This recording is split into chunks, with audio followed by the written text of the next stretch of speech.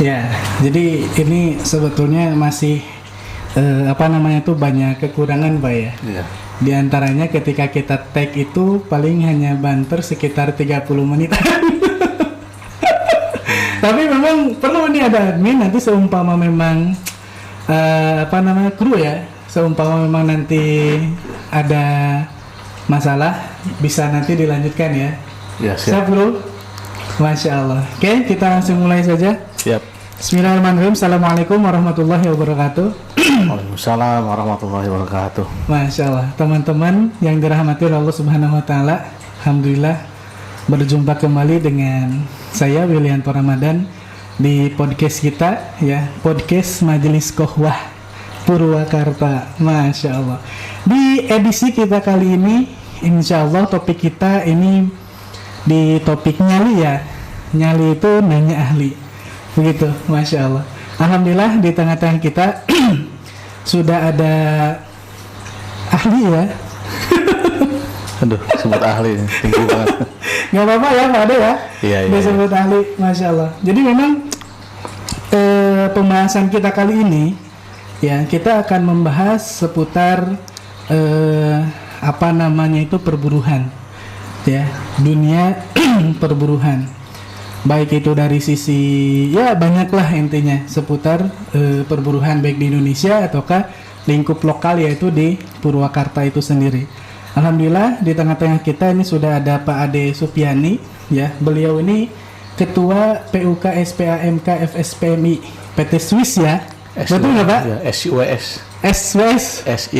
SIWS ya, bukan Swiss ya.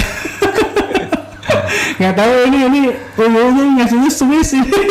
Sumi Indo Wiring System. Nah, Sumi Indo Wiring System, kayak Masya Allah. Ini sebetulnya di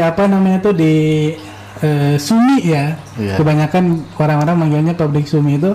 Saya punya teman di sana, Pak Ade. Iya. Dan memang Masya Allah sekarang diamanahi untuk menjadi salah satu anggota legislatif ya, yaitu Pak Didin Hermawan. ya begitu. Iya. Memang beliau posisinya dulu pas waktu di kampus itu adik tingkat. Waduh. Oh, iya. Gaya ya adik tingkat. Padahal kalau misalkan di di luar kampus ya beliau senior saya. Iya. Nah kalau misalkan di kampus terkait update masalah perburuhan, nah saya sering diskusi sharing dengan beliau. Iya. Dan memang Masya Allah. Nah, jadi untuk kali ini gitu kan ya, perihal perburuhan. Tadinya saya mau ngajak teman saya nih untuk diajakan podcast gitu kan ya, podcastan lah gitu Pak Ade. Tapi beliau langsung menyambungkan dengan langsung ke ahlinya cina kan gitu ke Pak Ade. Oke lah, siap kata saya kan. Nah, paling memang harus kemudian dijadwalkan dan alhamdulillah nih teman-teman bisa langsung kemudian kita ngobrol sharing-sharing seputar dunia buruh di sekitar kita ya, terutama di Purwakarta begitu. Oke, kita langsung saja lah Pak Ade ya. Baik. Ya, insya Allah. Karena memang ini di waktu malam ya teman-teman ya. Iya. Makanya ada minuman. Kalau pagi-pagi kita batal ini. Oke, jadi melihat kondisi situasi saat ini nih Pak Ade ya, berkaitan dengan kondisi perburuhan di Indonesia dan khususnya di Purwakarta. Nah, Pak Ade sendiri bagaimana memandang kondisi perburuhan di Indonesia dan ya khususnya di Purwakarta saat ini? Mangga Pak Ade. Baik, terima kasih Kang Willy ya. Bohong rasanya kalau saya terutama sebagai pelaku di dunia ketenagakerjaan di Serikat Pekerja kalau bilang kondisi buruh Purwakarta hari ini dalam keadaan baik-baik saja. Apalagi kondisi secara nasional seluruhnya sama ya. Kita sekarang lagi dihadapkan dengan suatu kondisi di mana masa depan buruh dipertaruhkan. Masa depan dipertaruhkan dengan adanya Omnibus Law itu atau Undang-Undang Cipta Kerja nomor 11 tahun 2020. Jadi banyak aturan di perburuhan yang menurut saya diturunkan degradasi ya, baik dalam sisi kesejahteraan, perlindungan dan lainnya. Jadi kondisi kita lagi sangat sangat terpuruk lah kalau bahasa kita seperti didolimi lah dengan aturan yang ada. Demikian kan? Iya, jadi memang ini masih berkaitan dengan Omnibus Law ya. Betul. Ya begitu. Nah, berkaitan dengan Omnibus Law ini, sebetulnya apa sih yang menjadi kekhawatiran kaum buruh seperti itu? Jelas kaum buruh pasti khawatir.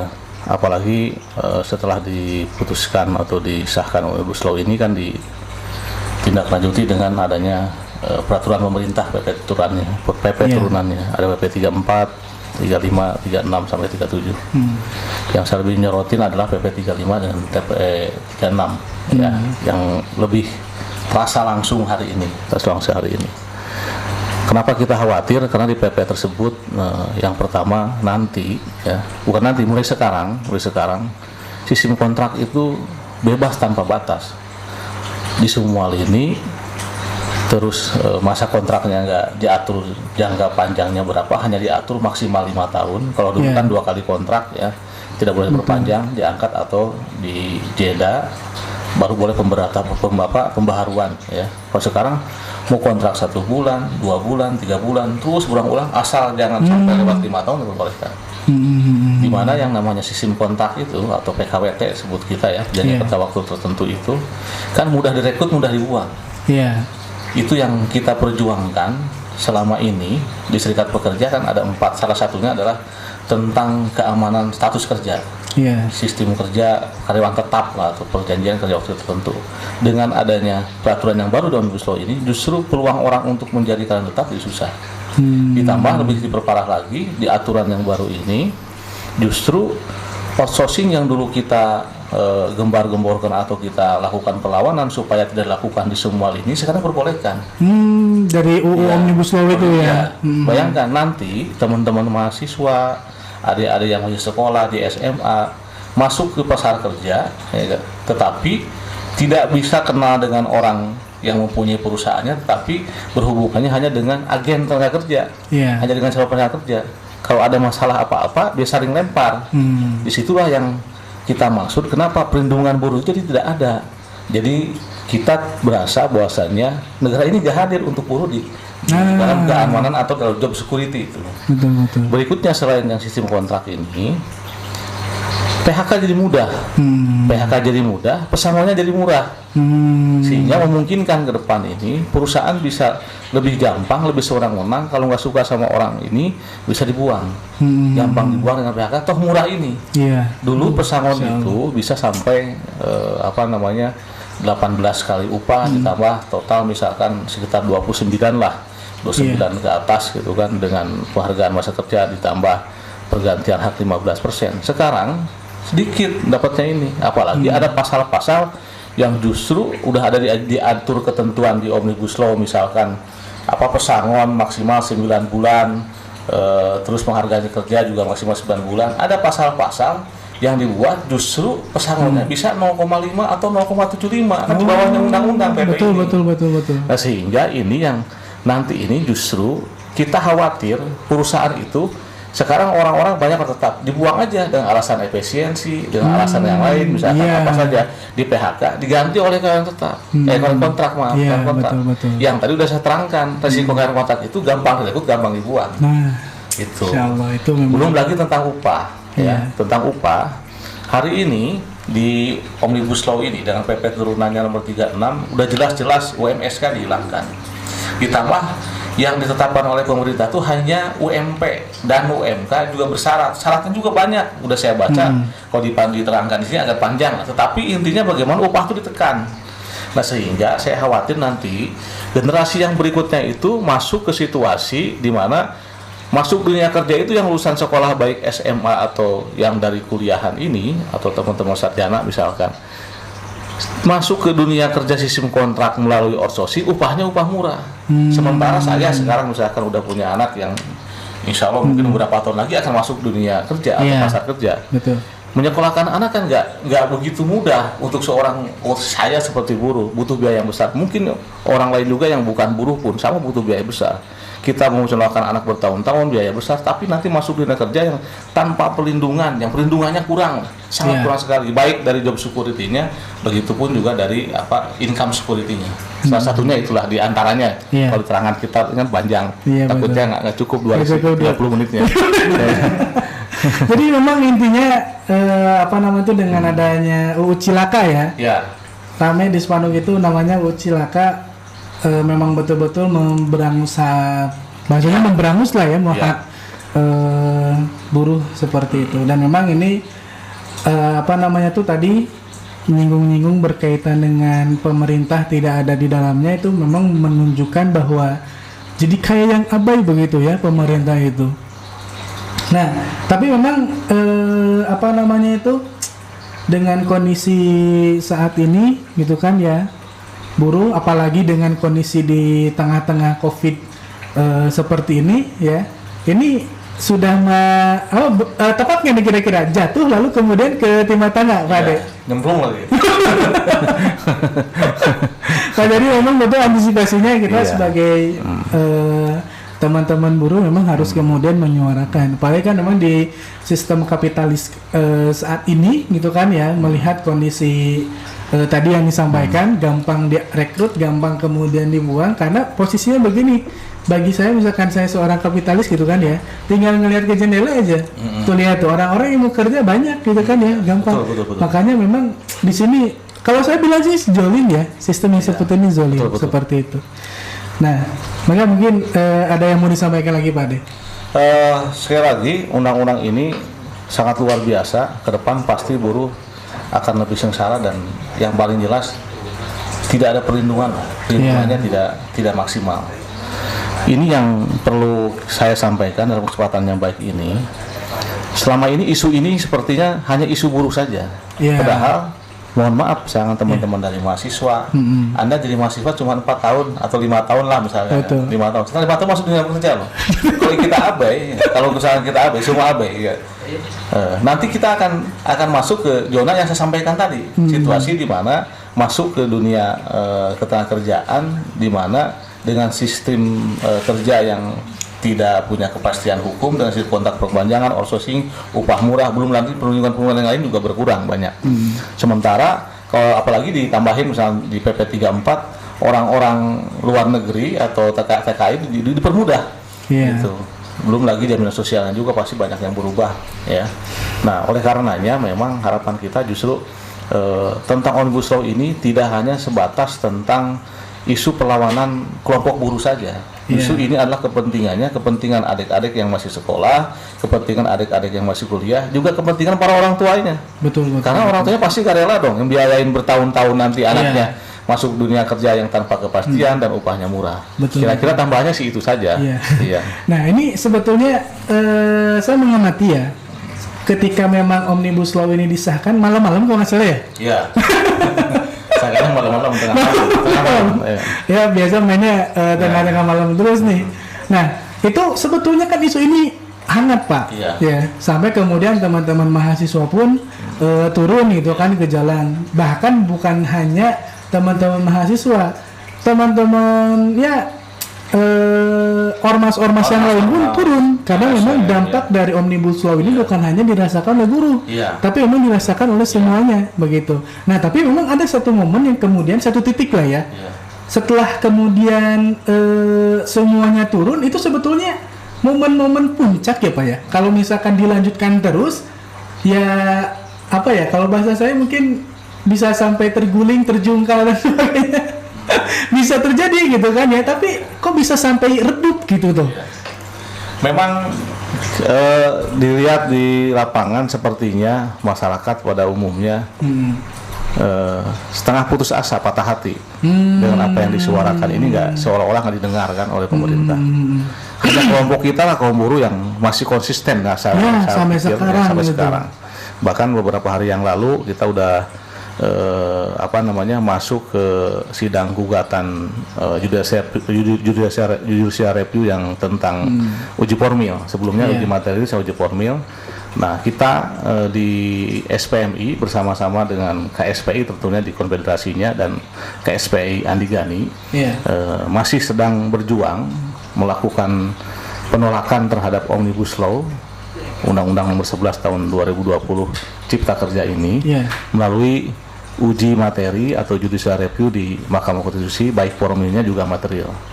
Selain itu juga kita melakukan perlawanan dengan aksi-aksi yang dilakukan di gabungan antara aksi lapangan dengan aksi virtual. Karena keterbatasan ini, karena keterbatasan kita lagi suasana pandemi, suasana COVID, jadi kita tetap ikuti protokol dari kesehatan dari pemerintah, tetapi kita bukan berarti kita berhenti bersuara. Nah, kita padu-padankan dengan yang kita lakukan di medsos-medsos baik di YouTube, Twitter, Facebook dan di Instagram ya dari teman-teman sekalian. Tetap kita menyuarakan, walaupun banyak pengalaman kadang-kadang jadi Facebooknya jadi ngedak-ngedak ngeheng dan lain-lain, banyak lah nggak ngerti. Saya juga ya bukan ahli IT, saya juga Twitter juga kalau udah kebanyakan hashtag Truck Omnibus Law tiba-tiba nggak bisa gitu nggak bisa update status ya, katanya nggak bisa update, nanti sungguh 1 minggu baru bisa lagi. Saya nggak ngerti kenapa gitu kan, apa ini memang HP saya yang error gitu apa gimana gitu, tapi saya juga nggak ngerti itu kira-kira demikian.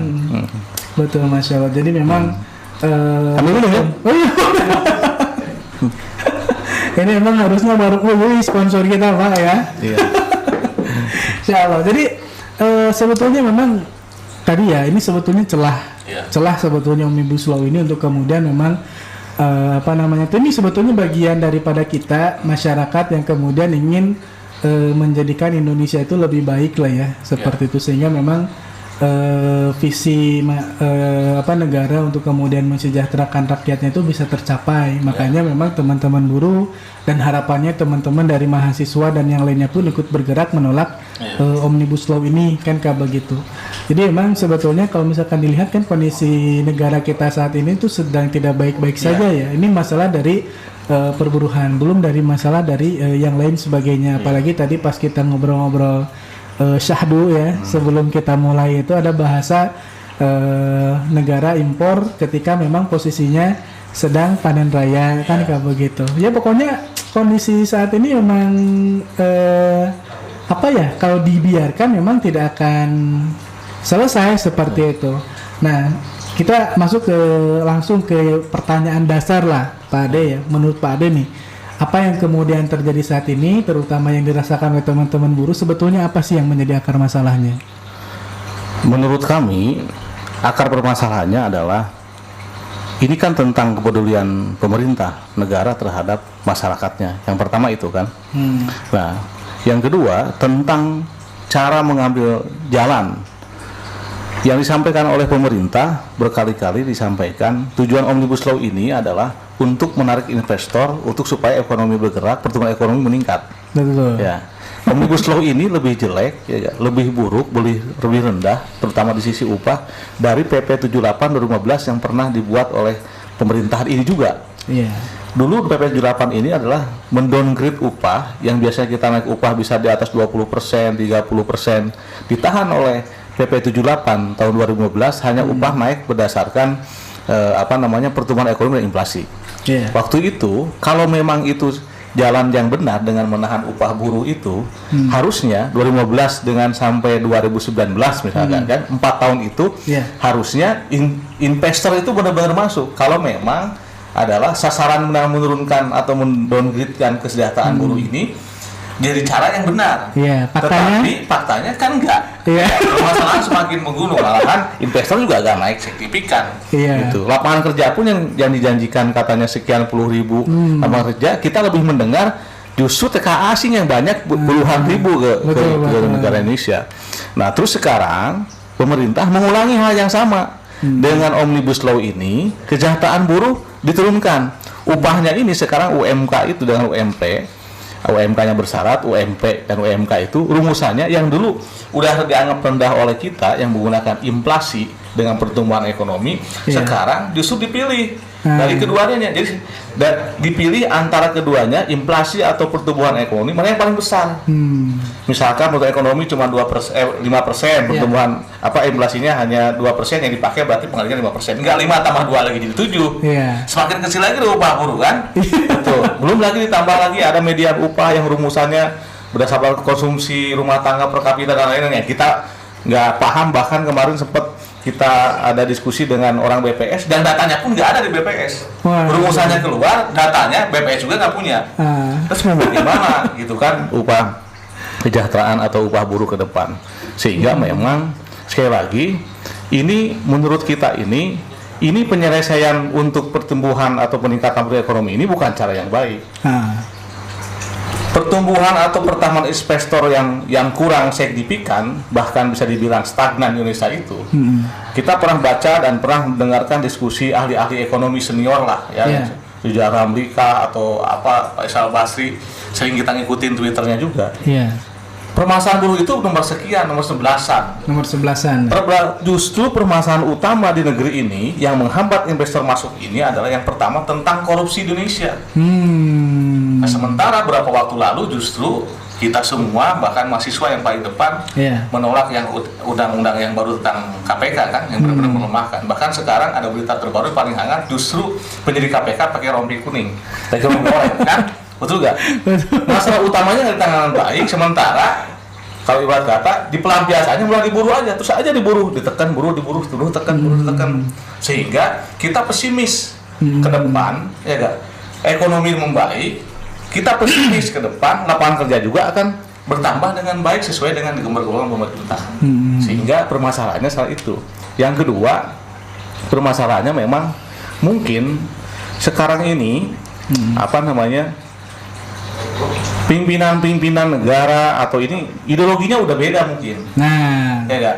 Bahas ideologi. Enggak tahu mungkin karena apakah terlalu banyak yang menjadi pimpinan baik di legislatif, yudikatif dan eksekutif ini adalah pengusaha, sehingga kebijakannya lebih pro ke pengusaha, atau memang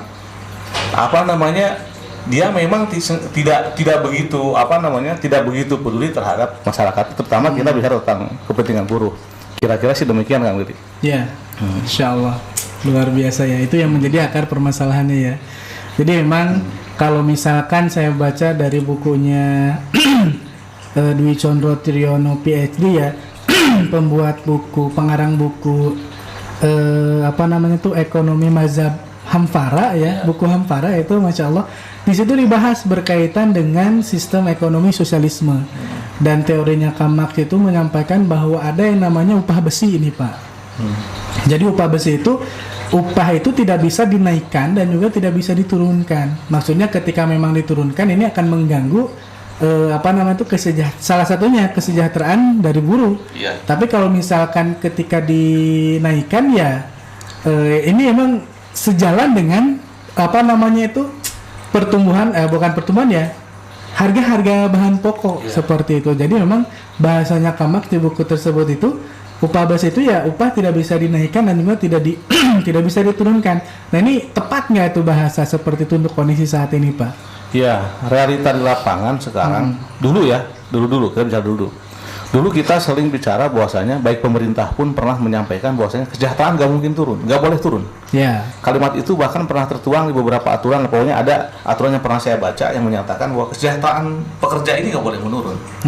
Tetapi aktualnya sekarang justru buruh ini sejahteraannya akan menurun, pesangon berkurang, upah yang tadinya UMSK menjadi UMK, otomatis kan turun. Jadi nggak sesuai. Nah, yang menjadi persoalan hari ini adalah sudah pemerintah menurunkan kesejahteraan buruh, tetapi di sisi lain pemerintah juga nggak bisa ngontrol inflasi. Boleh inflasi dia bilang cuma 1 sekian, tapi aktual yang kita rasain di lapangan nggak seperti itu. Pemerintah bilang naik cuma 1,68 tahun 2000. Tapi aktualnya barang-barang yang kita nikmati lebih segitu, ada yang naik di 30%, 20%, BBM naik sekian persen, nggak sesuai. Apakah itu dapat? Saya nggak ngerti. Tapi aktual yang kita rasakan ya, sebagai buruh, sebagai masyarakat, pemerintah juga nggak bisa ngontrol. Buat buruh sederhana, kalau memang bisa naik upah nggak masalah, tapi inflasi jangan ada 0%. Nggak masalah. Sekarang inflasi tetap naik tiap tahun, tapi upah ditekan. Akibatnya, kalau istilah kerennya purchasing power ini atau daya beli masyarakat, kita sebagai masyarakat di kelompok buruh pasti menurun. Betul. Sedangkan kalau saya lihat pendapat dari ekonom senior lah, Rizal Ramli bilang, kalau ingin menaikkan pertumbuhan ekonomi yang sudah dilakukan pemerintah adalah menggenjot menaikkan daya beli masyarakat kelompok menengah ke bawah. Buruh ini kan kelompok menengah ke bawah, berarti bertolak belakang dengan pemikiran yang disampaikan oleh Pak Rizal Ramli. Gitu menurut saya. Jadi memang jujur saya pribadi apalagi mohon maaf kalau salah, pesimis dengan dengan kebijakan ini akan membuat lebih baik. Dan memang hari ini kita udah merasakan efeknya. Upah kita juga susah naiknya karena nggak ada 0 tahunnya nggak naik, UMS nggak ada kenaikan, ya berarti tidak ada sundulan. Biasanya orang-orang lama kenaikan upahnya kesundul, nggak ada sundulan.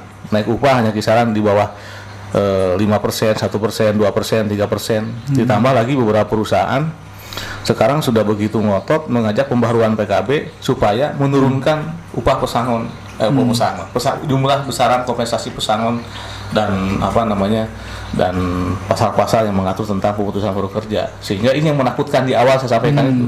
Betul. Nanti saya dengan kawan-kawan buruh yang lain juga khawatir nanti apalagi dengan sekarang COVID yang masih bergulir, nanti alasan dengan COVID rugi ya gak, terus efisiensi orang betul gak, di PHK-nya juga uangnya murah diganti oleh karyawan kontrak yang upahnya murah juga.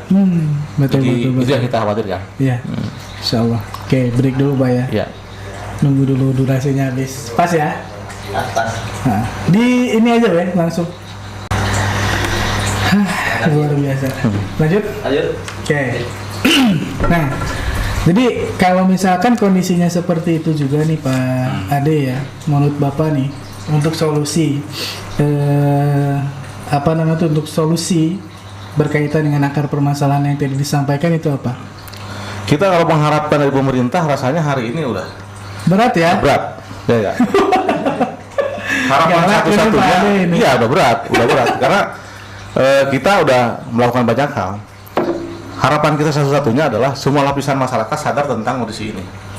Betul. Kalau kita hitung presentasi di lapangan, gitu kan, sekarang yang masih peduli kelihatan ya riaknya. Kalau kita melempar batu ke air, yang kelihatan riaknya itu hanya kelompok buruh dan mahasiswa. Mahasiswa pun baru sekarang nih kelihatan. Kemarin ada pertemuan dan mahasiswa insya Allah tanggal 1 Mei akan bergerak bersama penolakan Omnibus Law. Saya sangat senang sekali.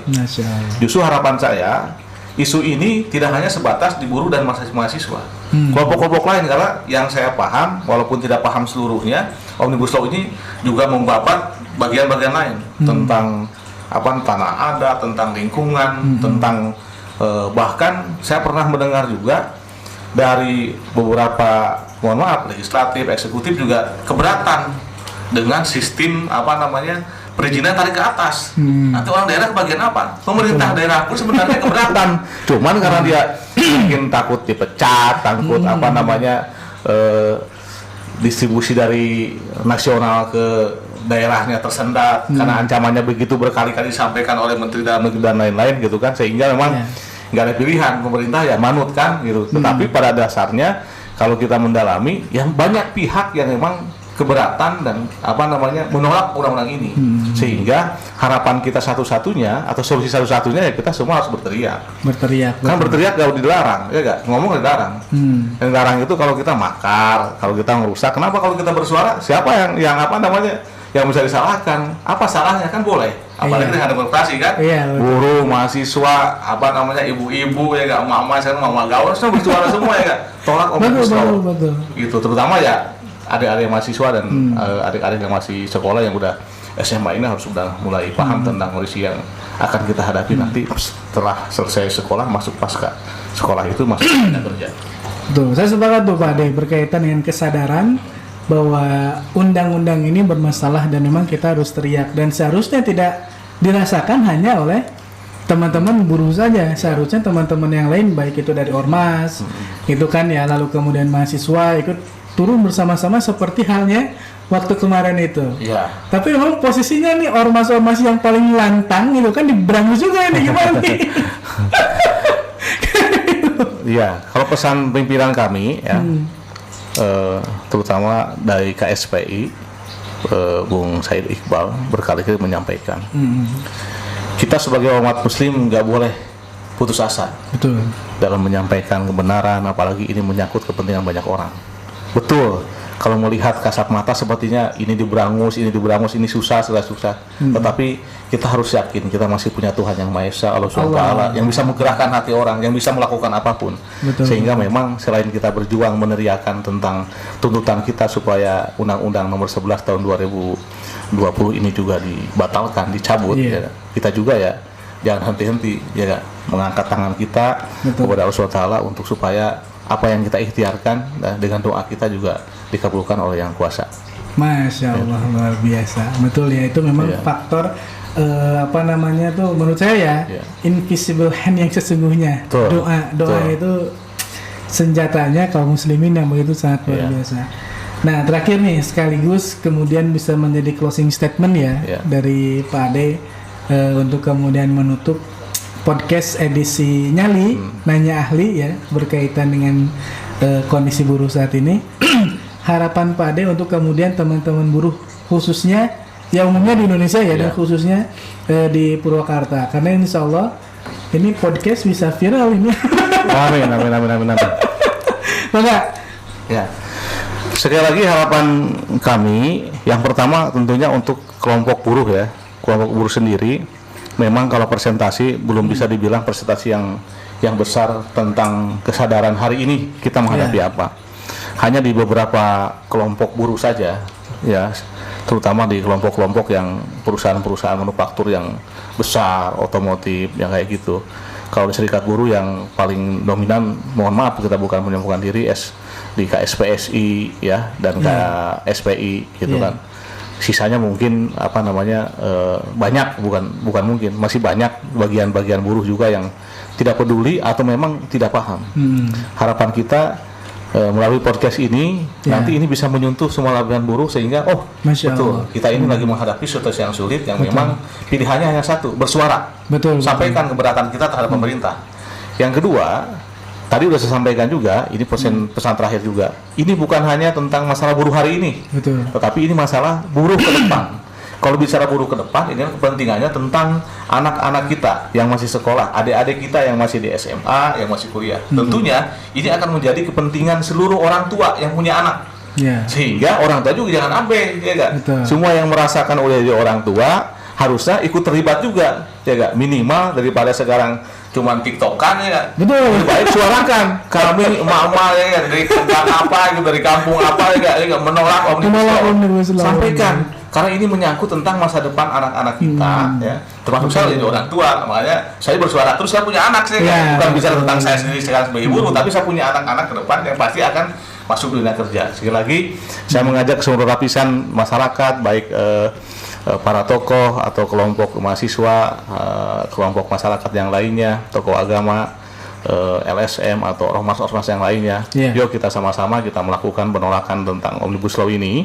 Tetapi tetap ya sesuai dengan pesan dari pimpinan kita di KSPI, tentunya kita melakukan penolakan secara konstitusional, bukan penolakan yang istilahnya radikal. Selain kita melakukan judicial review yang kita lakukan di Mahkamah Konstitusi, kita akan lakukan aksi-aksi dan penolakan baik di lapangan maupun di secara virtual atau di medsos. Demikian. Masya Allah. Jadi memang sekali lagi teman-teman semua ya, terkhusus teman-teman buruh dan juga semua lapisan elemen masyarakat gitu kan ya. Yuk kita bersama-sama untuk kemudian menyuarakan gitu kan ya, penolakan kita terhadap Undang-Undang Omnibus Law. Karena sejatinya dampak impact yang kemudian dirasakan ini bukan hanya ke teman-teman buruh sebetulnya, tapi kepada seluruh elemen masyarakat. Masya Allah, luar biasa. Terima kasih Pak Ade untuk sharing-sharing kita di malam hari yang begitu insya Allah syahdu ini ya. Mudah-mudahan nanti kita bisa berjumpa kembali. Amin. Baik teman-teman yang dirahmati Allah Subhanahu wa taala, alhamdulillah podcast kita edisi Nanya Ahli edisi kita kali ini saya kira sudah selesai ya teman-teman semua. Mudah-mudahan teman-teman bisa kemudian bisa mengambil hikmah atau ibroh dari apa yang kemudian disampaikan oleh pemateri kita di malam hari ini. Mudah-mudahan sekali lagi bermanfaat ya, khusus untuk teman-teman semua muncul kesadaran untuk bersama-sama kita bergerak ya, menyuarakan bahwa memang kondisi saat ini itu negara kita sedang tidak baik-baik saja, seperti itu. Baik, gitu saja untuk pertemuan kita pada kesempatan kali ini. Kita tutup dengan baca hamdalah bersama-sama. Alhamdulillahirabbil alamin. Dan doa penutup majelis. Subhanakallahumma wa bihamdika asyhadu an la ilaha illa anta astaghfiruka wa atubu ilaik. Wassalamualaikum warahmatullahi wabarakatuh.